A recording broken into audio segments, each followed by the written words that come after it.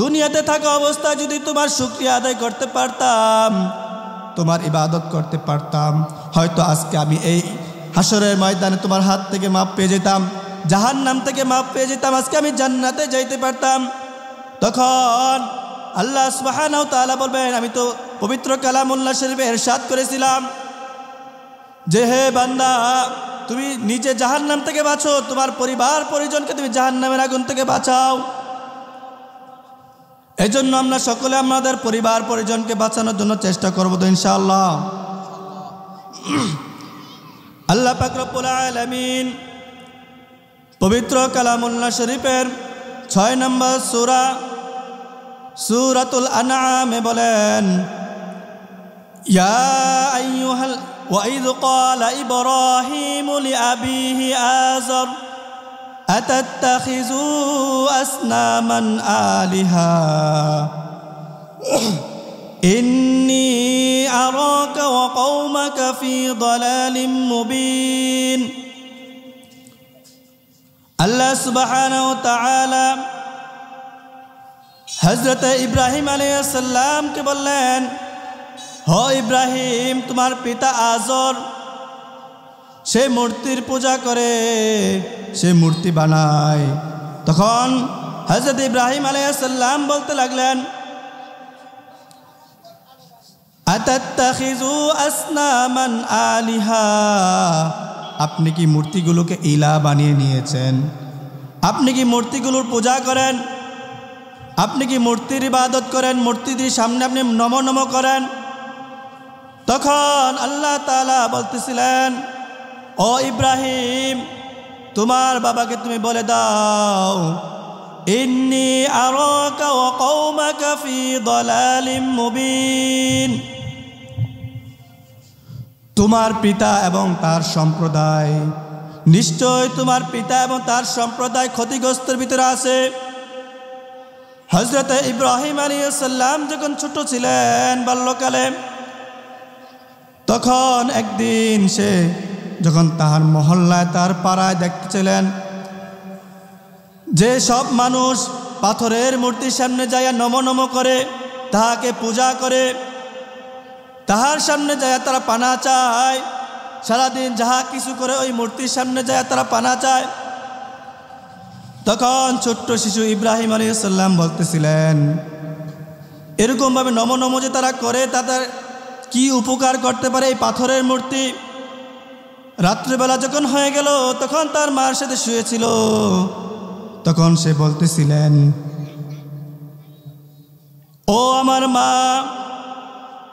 আমি দেখতে পেলাম আমার এলাকার, আমার মহল্লার মানুষ প্রত্যেকটা ব্যক্তি এই মূর্তির সামনে যায় নমো নমো করে, তাহার কাছ থেকে পানা চায়, তাহার কাছ থেকে ক্ষমা চায়, তাহার কাছ থেকে পানা চায়, তাহার কাছে কোনো কিছু চায় এই পাথরের মূর্তির কাছে। এই কথা শোনার পরে তাহার মাকে প্রশ্ন করলেন, ও আমার মা, তাহলে তুমি বলে দাও আমার রবকে, আমার খোদাকে, আমাকে কে সৃষ্টি করেছেন? এই কথা হযরত ইব্রাহিম আলাইহিস সালামের মা শোনার পরে বলতেছিলেন, ও আমার বাবা, তুমি এই কেমন প্রশ্ন করলে? তুমি আমার ঘর থেকে হয়েছো, তুমি আমার সন্তান, তোমাকে আমি লালন পালন করি, তোমাকে পোশাক আদি আমি দেই, সুতরাং তাহলে তোমার খোদা আমি। এই কথা বলার পরে হযরত ইব্রাহিম আলাইহিস সালামের মন একটু মনোমালিত হয়ে গেল। হযরত ইব্রাহিম আলাইহিস সালামের মা যখন বলতেছিলেন আমি তোমার খোদা, এটা কি সঠিক ছিল? এই কথা শোনার পরে রাত্রি যখন ঘুমিয়ে গেল, আরেকটি প্রশ্ন করলেন, তাহলে তোমার খোদাকে, আমার খোদা যদি তুমি হয়ে থাকো, তাহলে তোমারও তো খোদা আছে। এই প্রশ্ন করার পরে বলতেছিলেন, এই ছেলে, তুমি আমাকে কেমন প্রশ্ন করতেছো? প্রথম প্রশ্ন করলে তোমার খোদাকে, এখন প্রশ্ন করতেছো আমার খোদাকে। এই কথা শোনার পরে, যেহেতু তোমার বাবা আমাকে বিবাহ করেছে এবং আমাকে খাবার দাবার খাওয়ায়, আমাকে লালন পালন করে, কাপড় চোপড় দেয়, এই জন্য তিনি হবেন আমার খোদা। এই কথা শোনার পরে হযরত ইব্রাহিম আলাইহিস সালাম বলতেছিলেন, ও আমার মা, আমার বাবা যদি তোমার খোদা হয়ে থাকে তাহলে তো আমার বাবারও একজন খোদা আছে, কি বলেন, আছে না? তখন হযরত ইব্রাহিম আলাইহিস সালাম যখন তার মাকে প্রশ্ন করলেন তাহলে আমার বাবার খোদাকে, তখন তার মা বলতেছিলেন যেহেতু তোমার বাবা নমরুদের গোলামি করে, নমরুদের কাছে থাকে, নমরুদ তাকে টাকা পয়সা দেয়, খাবার দেয়, তাহলে তোমার বাবার খোদা হবে নমরুদ। এই কথা বলার পরে হযরত ইব্রাহিম আলাইহিস সালাম একটু চমকে গেলেন। ছোট্ট বাচ্চা বুঝতেছিলেন না। প্রথম যখন প্রশ্ন করলেন আমার খোদাকে, তখন তার মা বললে আমি নিজেই তোমার খোদা। দ্বিতীয়বার যখন তার মাকে প্রশ্ন করা হলো তখন সে বলল তার বাবা নাকি তার খোদা। তৃতীয়বার যখন প্রশ্ন করলেন তার বাবার খোদাকে নমরুদ। এই কথা শোনার পরে তার মা বলতেছিলেন হে বাচ্চা, তুমি কিন্তু বেশি বেড়ে যাচ্ছ, এই কথা যদি নমরুদ জানে আমাদের কাউকে আস্থা রাখবে না। কারণ ওই সময় নমরুদ সব কিছু শাসন করতেন, নমরুদের গোলামি করতেন সকলে, নমরুদকেই খোদা বলে দাবি করতেন। আর নমরুদ প্রত্যেককে একটাই কথা বলতেন, আমি তোমাদের খোদা, আমি তোমাদের ইলা, আমি ছাড়া তোমাদের আর কোনো খোদা নেই, ইলা নেই, আমি তোমাদেরকেই খাওয়াই এবং তোমাদেরকে পড়াই, সব কিছু আমি দেই। এই কথা শোনার পরে হযরত ইব্রাহিম আলাইহিস সালামের মা ইব্রাহিম আলাইহিস সালামকে ধমক দিয়ে থামিয়ে দিলেন, হে সন্তান আর কোনো প্রশ্ন করবে না। এই কথা বলার পরে হযরত ইব্রাহিম আলাইহিস সালামকে থামিয়ে দিলেন। তখন সে চুপ হয়ে গেলেন।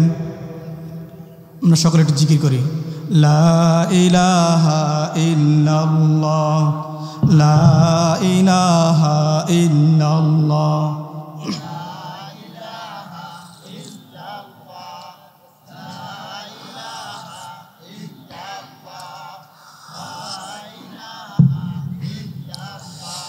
লা ইলাহা ইল্লাল্লাহ, লা ইলাহা ইল্লাল্লাহ, লা ইলাহা ইল্লাল্লাহু মুহাম্মাদুর রাসূলুল্লাহ সাল্লাল্লাহু আলাইহি ওয়াসাল্লাম। তারপর যখন হযরত ইব্রাহিম আলাইহিস সালাম তাহার মাকে প্রশ্ন করার পর সে ধমক খেয়ে ঘুমিয়ে গেলেন। সকাল যখন হয়ে গেলেন তখন সে আবার চিন্তা করতেছিলেন, আমি আমার মার কাছে প্রশ্নের জবাব সঠিকটা পেলাম না, আমার মনে হচ্ছে। এই কথা ধারণা করিয়া সে মাঠের ভিতর চলে গেলেন। কারোর সাথে ইব্রাহিম আলাইহিস সালাম খেলাধুলা করতেন না, একলা একলা বসে থাকতেন। যখন সে মাঠের ভিতর বসেছিলেন, যখন একটা সময় সন্ধ্যা ঘনিয়ে আসলো, রাতের আবাস চলে আসলো, তখন দেখতে পেল মিটি মিটি করে আকাশ থেকে তারকা উকি মারতেছিল। যখন হযরত ইব্রাহিম আলাইহিস সালাম ওই তারকাকে দেখতে পেলেন, ওই তারকার দিকে তাকিয়ে সে ভাবতেছিলেন, আমার মায়ের কাছে সঠিক প্রশ্নের উত্তর আমি পেলাম না। আমার মনে হয় এই তারকা যেহেতু দুনিয়া থেকে অনেক দূরে, তাহলে এইটাই আমার খোদা। এটা চিন্তা করিয়া সে অনেকক্ষণ যাবত তারকার দিকে তাকিয়েছিলেন। তারকা কি করতেছিলেন দেখতেছিলেন, তারকাটি নিমু নিমু করতেছিলেন। যখন হযরত ইব্রাহিম আলাইহিস সালাম দেখতেছিলেন, একটা সময় যখন নাকি তারকাগুলো মুছে গেল বা সরে গেল, তখন বিশাল আকারে একটি চাঁদ উদিত হলো। তখন হযরত ইব্রাহিম আলাইহিস সালাম বললেন, তারকা যেহেতু স্থায়িত্ব ছিল না, তাহলে সে আমার কখনো খোদা হতে পারে না। কারণ আমার খোদা এমন একজন ব্যক্তি হবে যে কখনো ডুবেও যাবে না, ক্ষয় হবে না, মরবেও না, কিছু হবে না, সেই হবে আমার খোদা। এই কথা চিন্তা করিয়া যখন চাঁদকে দেখতে পেল, তখন চাঁদকে সে খোদা মনে করিয়া চাঁদের দিকে তাকিয়ে রইল। চাঁদের দিকে তাকিয়ে সে চিন্তা করলো, এটাই মনে হয় আমার খোদা, এটাই মনে আমাকে ভালো রাখে, আমাকে সুস্থ রাখে, আমাকে নাজ নিয়ামত দেয়, আমাকে খাওয়ায়, আমাকে পড়ায়, সব কিছু আমাকে এই চাঁদ করে। একটা সময় যখন রাত্র প্রহর হয়ে গেল, সকাল হয়ে গেল, তখন দেখতে পেল পূর্ব দিক থেকে একটি সূর্য উদিত হচ্ছে, চাঁদ কি আর দেখতে পায় না? তখন সে বলতেছিলেন, চাঁদ যেহেতু ছিল এখন নাই, সে আমার খোদা হতে পারে না, কারণ আমার খোদা কখনো ক্ষয় হতে পারে না, জয় হতে পারে না। এই কথা বলিয়া সে সূর্যের দিকে তাকিয়ে রইলেন। সূর্যের আকারটা একটু বড়, ঠিক না? চাঁদের আকার থেকে সূর্যের আকার একটু বড়। তখন সে ভাবতেছিলেন, সূর্যের আকার যদি একটু বড়, তাহলে এটাই মনে হয় আমার খোদা। এটাকে লক্ষ্য করিয়া সে তাকিয়ে রইলেন। এক পর্যায়ে যখন সন্ধ্যা ঘনিয়ে আসলো, সন্ধ্যার পর দেখলেন যে এটাও স্থায়িত্ব ছিল না, এটাও পশ্চিম দিকে যে ডুবে গেল। দুনিয়ার কোনো জিনিসের ভিতরে আমি পাইলাম না আমার খোদাকে, তাহলে আমার খোদাকে আমি কোথায় পাবো? এই চিন্তা করিয়া সে রাত্রিবেলা আবার শুয়ে সে ভাবতেছিলেন, আমার মাকে প্রশ্ন করলাম, সে সঠিক জবাব দিতে পারল না। এবং আসমানের দিকে তাকাইলাম, কোনো জিনিস স্থায়িত্ব ছিল না, কোনো জিনিস স্থায়ী থাকে নাই। সুতরাং কোনো কিছু আমার খোদা হতে পারে না। সুতরাং এই সমস্ত জিনিস সৃষ্টি করেছেন তিনি হবে আমার খোদা। এখন যখন তাহার মনের ভিতরে এরকম প্রশ্ন আসতেছিল, একটা সময় ভাবতে ভাবতে সে ঘুমিয়ে গেল। ঘুমানোর পর অমনিভাবে হজরত ইব্রাহিম আলাইহিস সালাম যখন ঘুমিয়ে থেকে উঠিয়া তখন আবার সে চিন্তা করতে লাগলো। তখন সে দেখতে পেল তাহার বাবা আজর সে মূর্তি বানাইয়া সে বাজারে বিক্রি করে, এবং সে সন্ধ্যা হলে এই মূর্তির সামনে যায় নম নম করে, এবং তার মহল্লার মানুষগুলো ওই মূর্তির সামনে যায় খাবার দেয়। ওই মূর্তি কোনো কিছু খায় না, খায়। তখন ইব্রাহিম আলাইহিস সালাম ঘুরে ঘুরে দেখতেছিলেন যে এত বড় বড় মূর্তি, এতগুলো মূর্তি, তাদের এত খোদা, এত খাবার দিয়ে রাখছে, এত সুস্বাদু খাবার, ফল ফলাতি, এগুলো কিচ্ছু খাইতেছে না, বরঞ্চ তাহার সামনে পোকা মাছি আইসা এগুলো খাইতেছে, সে কিছুই করতেছে না। তখন হযরত ইব্রাহিম আলাইহিস সালাম ভাবতেছিলেন, আমার বাবা যেই জিনিসকে বানাইতেছেন আবার ওই জিনিসেরই পূজা করতেছেন, ওই জিনিসকে খোদা দাবি করতেছেন, অথচ এই জিনিসের খোদা হওয়ার দরকার ছিল কার? আজর, তার পিতা আজর। সে নিজে বানাইয়া সেইটাকে তৈরি করে, অথচ খোদা তো ওই ব্যক্তি হবে যার সমতুল্য কেউ হতে পারবে না, যার সাথে কেউ শরীক হতে পারবে না, যে একাই চিরঞ্জীব, সেই সবার কাছে বিরাজমান, সব জায়গায় বিরাজমান। তখন হযরত ইব্রাহিম আলাইহিস সালাম যখন এই মূর্তিগুলোর দিকে তাকিয়ে দেখতেছিলেন, এই মূর্তিগুলো তার সামনে যখন পোকামাকড় মাছি এসে খাইতেছিল তখন সে দেখতেছিল, অথচ ওই মূর্তিগুলো কোনো ক্ষতি করতে পারতেছে না এই মাছিগুলো ধরে। সে যদি খোদা হইতো তাহলে এই মাছিগুলোকে সে তাড়িয়ে দিত এবং তার খাবারগুলোকে সে উদ্ধার করত, নষ্ট করত না। এই জিনিস দেখার পরে তার মাথায় প্রশ্ন আসলো, এটাই যদি তোমাদের প্রভু হয়ে থাকে, তোমাদের খোদা হয়ে থাকে, তাহলে তোমাদের খোদা তোমাদের জিনিস রক্ষা করতে পারে না কেন? তাহার সামনে যে খাবার দিয়ে রাখছো সে খাবার খায় না কেন? তখন হযরত ইব্রাহিম আলাইহিস সালামের পিতা আজর বলতেছিলেন, ও আমার সন্তান, তুমি কি আমাদের মূর্তির বিরোধিতা করতেছো? তখন ইব্রাহিম আলাইহিস সালাম বলতেছিলেন, ও আমার পিতা, আমি মূর্তি বিরোধিতা করতেছি না, আমি জানতে চাচ্ছি মূর্তি তোমরা এই পূজা করতেছো কেন? এই মূর্তির পূজা আমি করি এই কারণে, আমার পূর্বে আমার বাবা, আমার দাদা, আমার দাদি যারা ছিল সকলে এই মূর্তির পূজা করত, সুতরাং আমিও এই মূর্তির পূজা করি তাদের সিলসিলাভাবে। কারো বাপদাদার অনুসারী ভাবে এটা কি ইসলাম চলবে? কোরআন এবং হাদিস যেটাকে বলবে সেটার দ্বারাই ইসলাম পরিচালিত হবে। অথচ আমাদের জামানায় এরকম অনেক বেদাত, শিরিক, অনেক কাজ হয়ে যায়। আমার বাবারা করে গেছে, আমার দাদারা করে গেছে, আমি করলে সমস্যা কি? তারা কি বোঝে নাই? তারা কি জানতো না? এই কথা বলিয়া হযরত ইব্রাহিম আলাইহিস সালাম যখন তার সন্তানকে ধমকি দিল, তখন তার সন্তান তার কথা শুনিয়া সরে গেলেন। এখন সে তার খোদাকে খুঁজতেছিলেন। এক পর্যায়ে হজরতে ইব্রাহিম আলাইহিস সালাম যখন সে আস্তে আস্তে বড় হয়ে গেলেন এবং নবুয়তি লাভ করলেন, তাহার পিতা আজরের সামনে গেলেন, হে আমার পিতা, তুমি এসব বন্ধ করো। তাকে কালিমার দাওয়াত দিতে গেলেন। সে তার দাওয়াত গ্রহণ করলেন না, বরঞ্চ তাকে ধমক দিয়ে তাড়িয়ে দিলেন, তুমি এইসব বন্ধ করো। তুমি কার কথা বলো? কে তোমার একত্ববাদী খোদা? তুমি কি দেখো না আমরা কার পূজা করি, কার ইবাদত করি? দ্বিতীয় কোনো খোদা নাই, নমরুদ হচ্ছে আমাদের খোদা। নমরুদের আমরা ইবাদত করি, নমরুদের পাশে আমরা থাকি, নমরুদ আমাদেরকে খাওয়ায়। এই কথা শোনার পর হযরত ইব্রাহিম আলাইহিস সালাম বলতেছিলেন, ও আমার বাবা, তুমি শুনিয়া লও। আমার মালিক বলতেছিলেন, وَإِذْ قَالَ إِبْرَاهِيمُ لِأَبِيهِ آزَرَ, হে ইব্রাহিম, তোমার পিতা আজরকে তুমি বলে দাও, আতাত্তাখিযু আসনামান আলিহা, সে যেন তোমার পিতা কি মূর্তিগুলোকে মাবুদ বানিয়ে নিয়েছে এবং তার শরণাপন্ন হইতেছে, তার ইবাদত করতেছে। তুমি তাকে বলে দাও সে যেন এই সমস্ত জিনিসের ইবাদত না করে। তখন আল্লাহ তাআলা বলতেছিলেন, ইন্নী আরাকা ওয়া কওমাকা ফি দালালিম মুবিন, নিশ্চয় তুমি তোমার সম্প্রদায় সকলে গুমরাহির দিকে আছো।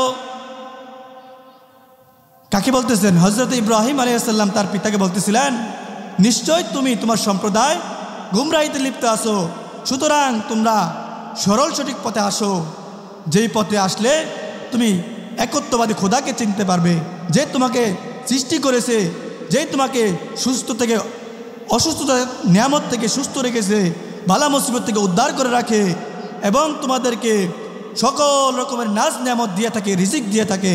তুমি সে একত্ববাদীর খোদার ইবাদত করো। হে আমার সন্তান, সাবধান হয়ে যাও। দ্বিতীয়বার যদি তুমি আমার কাছে এই কথা নিয়ে আসো, এই কথার দাওয়াত নিয়ে আসো, আমি বলে যাব তুমি আমার সন্তান। কি আজিব, সন্তানকে বলে যাবে, অথচ যেই মূর্তি তার কোনো উপকার করতে পারে না, ক্ষতি করতে পারে না, সেই মূর্তিকে সে খোদা দাবি করতেছে। অথচ তার সন্তানকে সে সন্তান দাবি করবে না যদি সে একত্ববাদী খোদার দাওয়াত দেয়।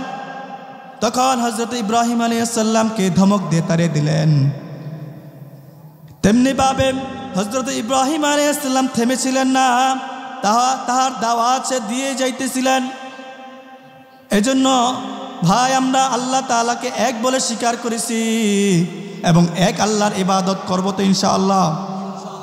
যেমনিভাবে হযরত ইব্রাহিম আলাইহিস সালাম তার মনের ভিতরে প্রশ্ন জেগেছিল, দুনিয়ার কোনো জিনিস আমাকে রক্ষা করতে পারবে না, দুনিয়ার কোনো জিনিস আমাকে খাওয়ায় না, আমাকে খাওয়ায় কে? আল্লাহ। আমাকে পড়ায় কে? রিজিকের মালিক কে? এই জন্য সে রব্বে কাবার মালিকের কাছে আমরা শুকরিয়া আদায় করবো তো ইনশাআল্লাহ। বর্তমানে আমাদের জামানায় দেখা যায় ইসলাম বিরোধিতা নিয়ে বেশি মাথা যারা দিয়ে উঠেছে। বিশেষ করে আমাদের পার্শ্ববর্তী দেশ ভারত, সে আমাদের মুসলমানদেরকে নিয়ে বেশি অতিরিক্ত বাড়াবাড়ি করতেছে, মুসলমানদেরকে সে অত্যাচার করতেছে। এমনও দেখা যায় মুসলমানদের গলায় ছুরি ধরেছে। কেন? গরু জবাই করার কারণে। ভারতে আসামে কুরবানির সময় যখন আমরা গরু জবাই করি, তখন হিন্দু জাতি যারা আছে তারা কি করলো, যে তোমাদের ধর্মে পালন করতে যাই আমাদের মাকে তোমরা হত্যা করতে পারো না। একটি প্রাণী তাদের মা হতে পারে, কি আজীব! তাহলে তাদের বাবাকে? একটি গাভী যদি তাদের মা হয় তাহলে তাদের বাবাকে? একজন গরু হতে পারে, তাহলে গরুর ছেলে অথবা কি হতে পারে না, অন্য কোন প্রাণী জাতি। অথচ আল্লাহ সুবহানাহু ওয়া তাআলা বলেছিলেন মানুষ হচ্ছে সবচাইতে পবিত্র এবং কি আশরাফুল মাখলুকাত। মানুষকে আল্লাহ সুবহানাহু ওয়া তাআলা নিজ হাত দিয়ে তৈরি করেছেন আল্লাহ সুবহানাহু ওয়া তাআলা আসমানকে কুন ফায়াকুন বলেছেন, তেমনিভাবে সমস্ত জিনিসকে গাছপালাকে কুন ফায়াকুন বলেছেন, হয়ে গেছে। অথচ আল্লাহ সুবহানাহু ওয়া তাআলা তাহার বান্দাদেরকে নিজ হাত দিয়ে তিনি বানিয়েছেন, তৈরি করেছেন। অথচ আমরা একটি গরু এবং গাভীকে মা বলতেছি, একটি গাভীর জন্য আমরা মানুষকে খুন করতেছি, মানুষকে হত্যা করতেছি। আমরা বলতে চাই আমাদের মুসলিম জাতির পিতা হযরত ইব্রাহিম আলাইহিস সালাম তার সন্তানকে কুরবানি দেওয়ার জন্য তিনি যে পদক্ষেপ নিয়েছিলেন, যেমনিভাবে ইব্রাহিম আলাইহিস সালাম সে পরীক্ষায় পাশ হয়েছিলেন, আমাদেরও এরকম ইচ্ছা থাকতে হবে যে ভারতের মতো এরকম দেশের ভিতরে যখন আমাদের মুসলমান ভাইদেরকে অত্যাচার করে, নির্যাতন করে, খুন করে, আমরা তাদের প্রতিবাদ জানাবো তো ইনশাআল্লাহ। তারা শুধু আমাদের মুসলমানদের প্রতি অত্যাচার করে থেমে নাই, তারা আমাদের রাসূলকে নিয়ে কটূক্তি করে। কিছুদিন পূর্বেও তারা আমাদের নবীকে নিয়ে কটূক্তি করেছিল। আমাদের বাংলার মুসলমান ভাইয়েরা সকলে তাদের প্রতিবাদ জানিয়েছিল। কেননা আমার রাসূল যিনি না আসলে কুল কায়নাত কোনোদিনই সৃষ্টি হইতো না। আল্লাহর হাবিব সাল্লাল্লাহু আলাইহি ওয়াসাল্লাম বলেন, মান আহাব্বা সুন্নতি ফাকাদ আহাব্বানি ওয়া মান আহাব্বানি কানা মাই ফিল জান্নাহ। যে ব্যক্তি আমাকে মুহাব্বত করলো, কাকে? আল্লাহকে। কাকে? যে ব্যক্তি আমাকে মুহাব্বত করলো সেজন্য আমার রাসূলকে মুহাব্বত করলো। আর যে ব্যক্তি আমার রাসূলকে মুহাব্বত করবে আমি তার জন্য জান্নাত রেখে দিয়েছি। সুতরাং রাসূলের মুহাব্বতের জন্য জিহাদের মাঠে নামতে রাজি আছেন তো ইনশাআল্লাহ? ভারত যদি আমাদের নবীকে নিয়ে কটূক্তি করে, কোনো উপায় আমার বাংলার মুসলমান ভাই ছাড় দেবে না। যেমনিভাবে আমাদের মুসলমান ভাইয়েরা ভারতকে শাসন করার জন্য 500 বছর আগে ছিলেন কি ছিলেন না? কয়েক বছর হয়েছে তারা ভারত শাসন করে। তারা ভুলে গেছে এই দেশ ভারতরাই গড়ে উঠেছিল। আজকে তারা কয়েকদিনের ক্ষমতা পেয়ে আজকে মুসলমানদেরকে অত্যাচার করে, নির্যাতন করে, মুসলমানদের মসজিদ ভাঙে, মুসলমানদের গলা ছুরি ধরে। এরকমও দেখা গেছে ভারতের কিছু দালাল, ইসকন নামে যারা পরিচিত, কিছুদিন পূর্বে চট্টগ্রামের একজন আইনজীবী আলিফ নামের এক ছেলেকে হত্যা করেছিল। সেই ইসকনের কিছু সম্প্রদায় তাহারা কি করেছিল, যখন নাকি ইসকনের বিরুদ্ধে তিনি প্রতিবাদমূলক কথা বলেছিল, আইনজীবী সেই আরিফুল ইসলাম আলিফকে হত্যা করার জন্য তারা সর্বপ্রায় চেষ্টা চালিয়েছিল। এক পর্যায়ে যখন তারা সংখ্যালঘু ছিল না, অথচ বাংলার মুসলমান 90% মুসলমান থাকা অবস্থায় হিন্দু বিজাতিরা আমাদের দেশের ভিতরে একজন মুসলমানকে প্রকাশ্যে হত্যা করে, এটা মানা যায়? আমরা কোনোদিন হিন্দুদের মন্দির ভেঙেছি? হিন্দুদেরকে অত্যাচার করেছি? আমরা অত্যাচার তখন করব যখন আমাদের নবীকে নিয়ে কটূক্তি করে, নবীর বিরুদ্ধে কথা বলে, আমাদের মসজিদের ভিতরে আক্রমণ করে। আমরা তো কখনো তাদের মন্দিরে গির্জায় যে আক্রমণ করি নাই। আমরা তো কখনো বলি নাই তোমরা আমাদের বাংলার মুসলমানের সাথে থাইকো না, আমাদের সাথে তোমরা চইল না। আল্লাহর হাবিব সাল্লাল্লাহু আলাইহি ওয়াসাল্লাম বলেছেন, আল মুসলিমু আখুল মুসলিম, মুসলমান মুসলমান পরশ ভাই ভাই। তেমনিভাবে আমরা মুসলমান ভাই ভাই, আমাদের সাথে হিন্দু বিজাতিরাও চলতেছে। আমরা কোনোদিন তাদেরকে তাড়ায়া দেই নাই। আমাদের দোকানে যেন বাজার কাট করতে আসে, কেনাকাটা করতে আসে, কোনোদিন আমরা বলি নাই তোমরা হিন্দু, তোমাদের কাছে আমরা কোনো কিছু বিক্রি করব না, তোমরা আমাদের শত্রু, আমাদের রবের শত্রু, তোমাদের কাছে কোনো কিছু আমরা বিক্রি করব না, তোমাদের কাছে আমরা কোনো জিনিস দেব না। অথচ হিন্দু সম্প্রদায় তারা কি বলে, বর্তমান ভারত কি বলে, আমাদেরকে হুমকি দেয়, বাংলাদেশ যদি বেশি বাড়াবাড়ি করে, বাংলার মুসলমান যদি বেশি বাড়াবাড়ি করে, তাহলে বাংলাদেশে আমরা কোনো কিছু দেব না, কোনো খাবার আমরা পাঠাবো না। খাবার খাওয়ান কে? রিজিকের মালিক কে? ভারত যদি আমাদেরকে খাবার না দেন, আল্লাহ তাআলাকে আমাদের রিজিক দিবেন না? বনি ইসরায়েলের জাতিদেরকে আল্লাহ তাআলা আসমান থেকে খাবার দিতে পারে, ওই আল্লাহকে এখন নাই? ওই আল্লাহ আমাদেরকে কোনো না কোনো মাধ্যমে আমাদেরকে অবশ্যই খাবার ব্যবস্থা করে দিবেন। এই জন্য আমরা কোনো সময় কোনো বিজাতিদের কাছে মাথা নত করব না। আমাদের মুসলমান ভাইরা, নওজোয়ান যুবক ভাইয়েরা,